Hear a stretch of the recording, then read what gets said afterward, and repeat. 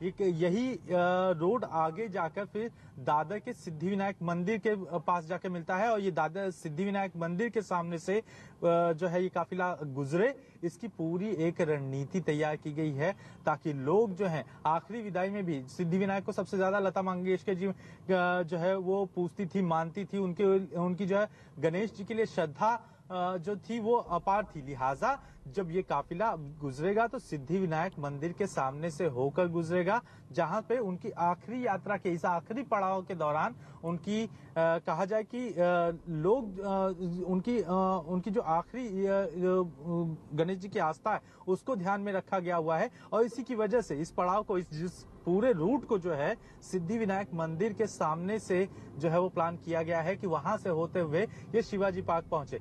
सबसे अहम बात ये कि हर जगह से शुरुआत में जब पैडर रोड पर ट्रैफिक जाम लगा हुआ था उस दौरान केवल कुछ चुनिंदा 50 से 100 लोगों को ही पुलिस ने रुकने दिया था, लेकिन जिसके बाद जो लोग हटा दिए गए थे वो हाजी अली के रोड पे जो है इस काफिले के साथ जुड़े, फिर आगे चलते हुए वर्ली में इस तरह से जुड़ते चले गए। वर्ली नाका पहुंचते पे इसके बाद कई लोग जो है वो सड़कों पे उतर आए। इस तरह का मंजर बहुत कम ही देखने को मिलता है जब किसी अजीम शख्सियत की जो है वो मृत्यु हुई हो और उसके अंतिम यात्रा में जो है लोग उसकी आवाज की वजह से जो है उसकी उस आवाज की पहचान की वजह से जो है उससे जुड़े हुए हैं। लता मंगेशकर जी की आवाज ही सबसे बड़ा जो है वो जादू पैदा करने वाली थी, जिसको लेकर कई चीजें, कई कहानियां भी गढ़ी जाती रही है कि लता मंगेशकर जी की मृत्यु के बाद उनका गला क्या वो जो है वो डोनेट करेंगी या फिर उसके ऊपर रिसर्च किया जाएगा। ऐसे कई किस्से जो है वो एक दौर में चले हुए थे, लेकिन कहीं ना कहीं वो आवाज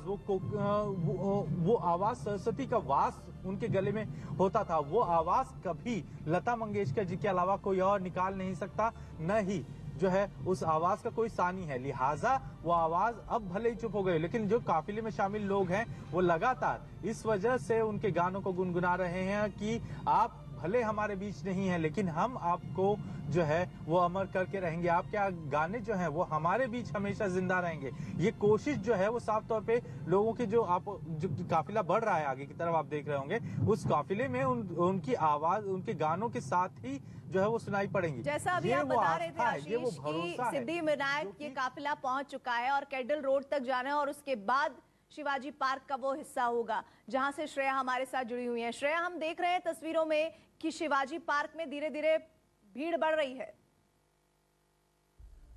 देखिए, अभी जो उनका काफिला है, लता मंगेशकर जी का काफिला जो है वो सिद्धिविनायक तक पहुंच गया है। तो सिद्धिविनायक से कुछ ही मिनटों में जो है वो शिवाजी पार्क आता है। तो किसी भी वक्त जो है लता मंगेशकर जी का जो काफिला है वो शिवाजी पार्क तक पहुंच जाएगा। वहीं आप देख सकते हैं यहाँ पर जो भीड़ है वो लगातार बढ़ती जा रही है और लगातार आपको बता रहे हैं कि आम जनता से लेकर जितने सारे ऑफिसर्स हैं वो यहाँ पहुंच रहे हैं। वो लता मंगेशकर की आखिरी झलक जो है वो पाना चाहते हैं। देखिए, सरकार की जो प्रक्रिया है वो कुछ देर में जैसे ही मार्केट से उनका पहुंचेगा लता मंगेशकर का तो शुरू कर दी तैयारियां हैं।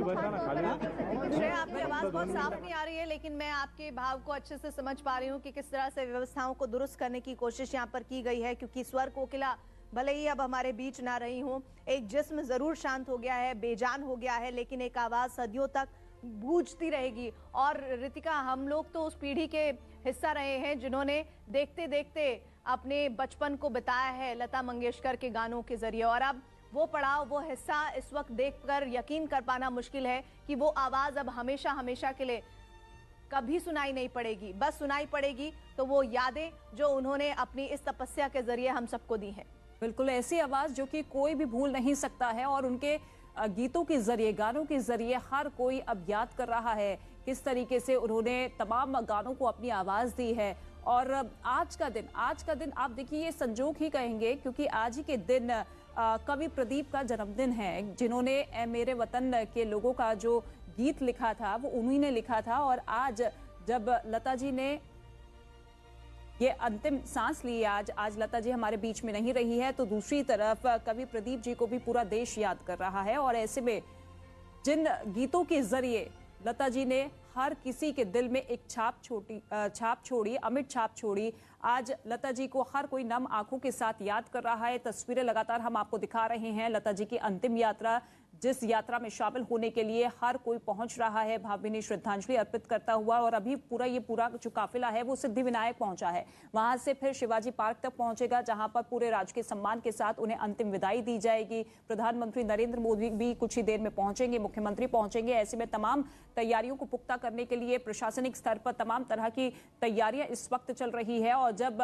प्रभु कुंज से अंतिम यात्रा की शुरुआत हुई थी तो आपने देखा था कि किस तरीके से राजकीय सम्मान के साथ अंतिम यात्रा की शुरुआत की गई, और फिर ये 1.5 घंटे का ये पूरा का पूरा कार्यक्रम, जिसके जरिए अंतिम यात्रा के जरिए हर कोई उन्हें याद करता हुआ। श्रेया, एक बार फिर से रुक कर लेते हैं।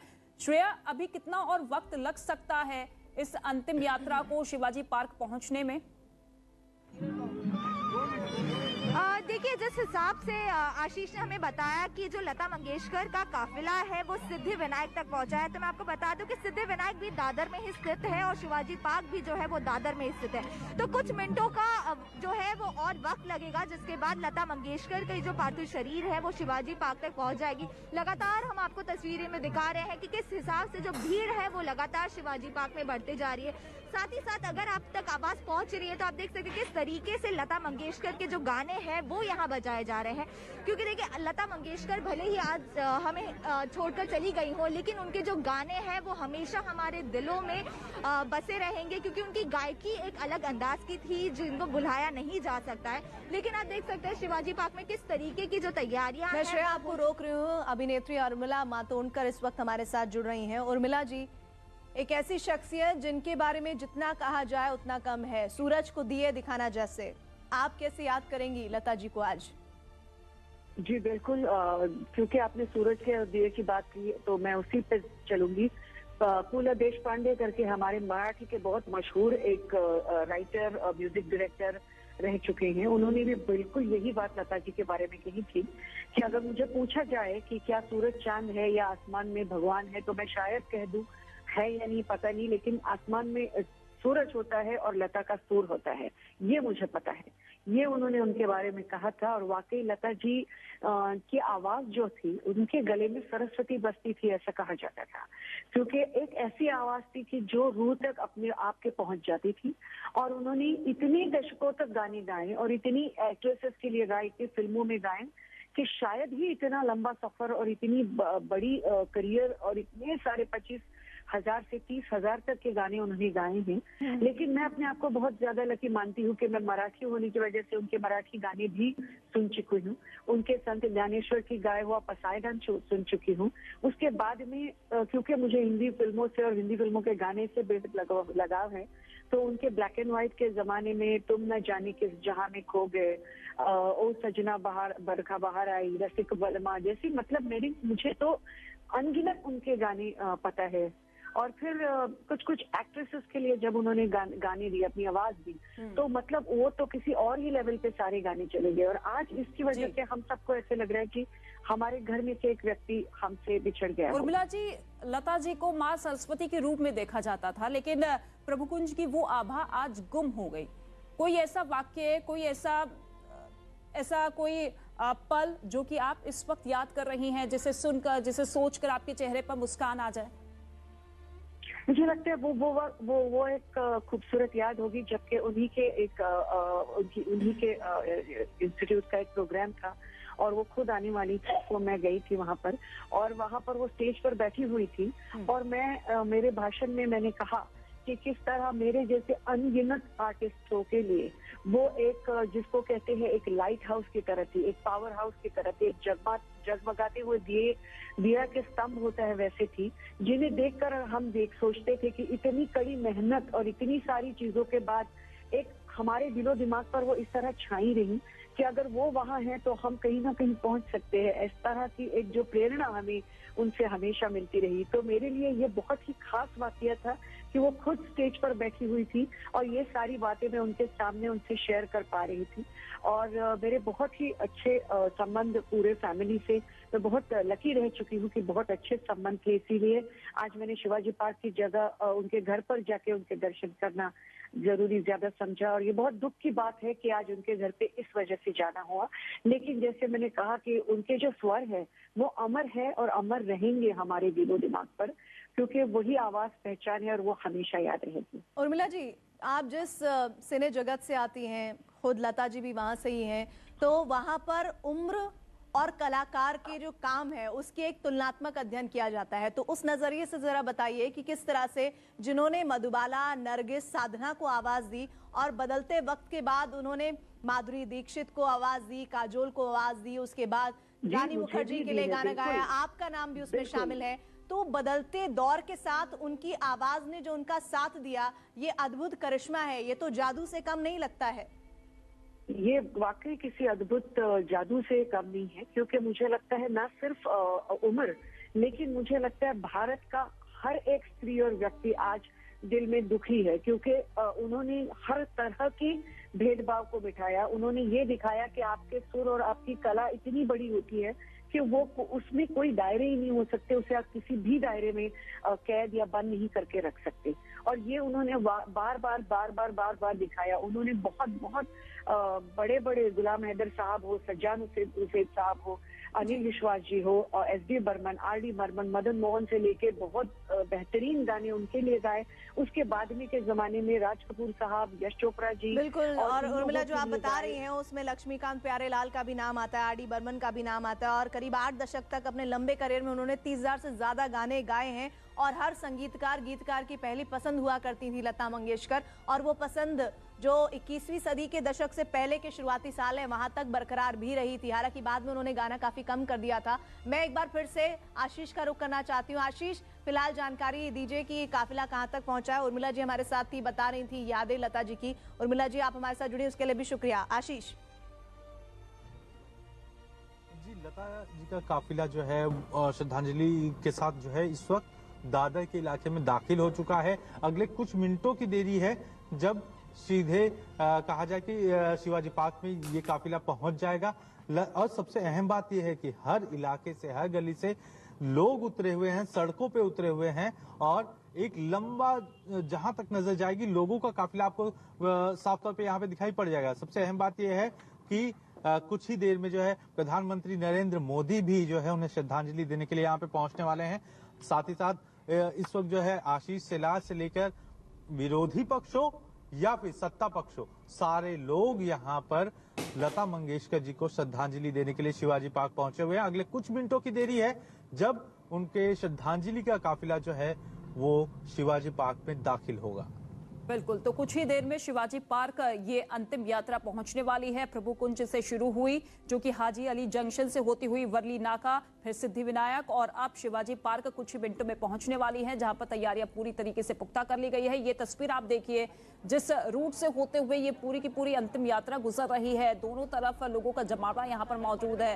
हर कोई उनके आखिरी दर्शन करने की इच्छा के साथ यहाँ पर पहुंचा है, चाहे बच्चे हो, चाहे महिला हो, चाहे पुरुष हो, हर कोई देखिए नम आंखों के साथ उन्हें अंतिम विदाई देता हुआ, और उसके बाद पूरे राष्ट्रीय सम्मान के साथ उनका अंतिम संस्कार किया जाएगा। जैसे हमारी जानकारी सहयोगी दे रहे हैं कि कुछ ही देर में प्रधानमंत्री नरेंद्र मोदी भी पहुंचने वाले हैं।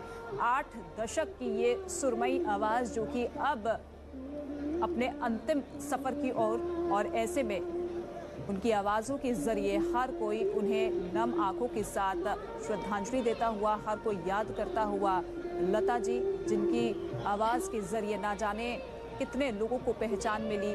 फिल्में हिट हो ना हो, गाने ज़रूर हिट होते हैं, और उनकी आवाज़ एक गारंटी के तौर पर देखी जाती थी कि फिल्मों के हिट होने पर। और ये तस्वीर आप देखिए, उनके अंतिम यात्रा की ये तस्वीर, हर कोई अपने कैमरों के जरिए इस आखिरी पल को कैद करने की कोशिश करता हुआ, ये आखिरी दर्शन जो हम कर रहे हैं वो अपने कैमरे में कैद कर लिए जाए। और ये अपूर्णीय क्षति जो कि हर कोई नम आंखों के साथ अंतिम विदाई देता हुआ, शिवाजी पार्क में अंतिम संस्कार होगा। 1 दिन का राजकीय शोक का ऐलान किया गया है सरकार की तरफ से, और ऐसे में अंतिम सफर पर अब लता जी।